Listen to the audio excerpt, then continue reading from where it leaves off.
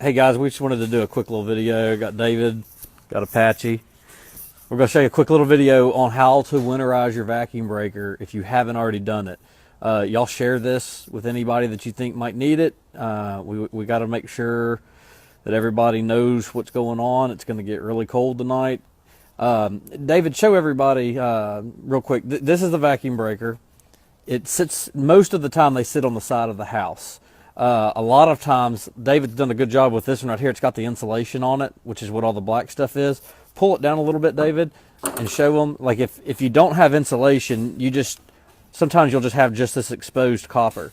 So the insulation helps, but that's not going to be enough. So with the vacuum breaker, you actually have the legs, which are the copper legs, and then show them, David, just point out what is actually the true vacuum breaker. That's the true vacuum breaker. And basically what that does is it keeps your irrigation system from backwashing into the city water. It's just a safety measure.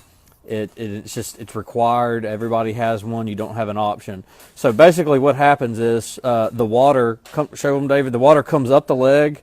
It goes through the vacuum breaker and then back down and then into the irrigation system. So it's this contraption that keeps the water, if it were to backwash, it would come up the pipe and then it would get stopped right here. If you don't winterize it, a couple of common things that'll happen is you'll get the copper legs, the water will freeze and expand and you can get a crack in them.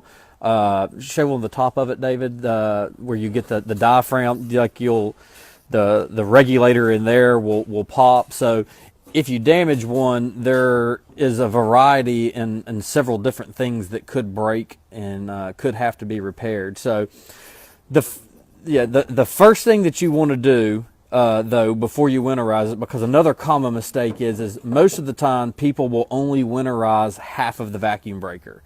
All right, so in between the inbound of the vacuum breaker where the water comes in and then your city water main, you're going to have a ball valve. If you don't, you should. If you don't have a ball valve, you can't winterize your system.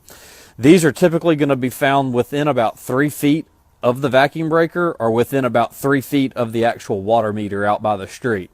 So the first thing you got to do though is you've got to go and you turn the ball valve. It's just a simple ball valve just like that.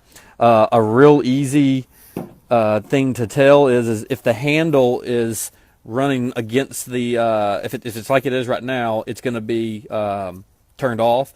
If the knob is if the knob is in line with the pipe, that means it's turned on. So as long as it's going to be running parallel or perpendicular like that, that means that it's going to be turned off and you're going to be good.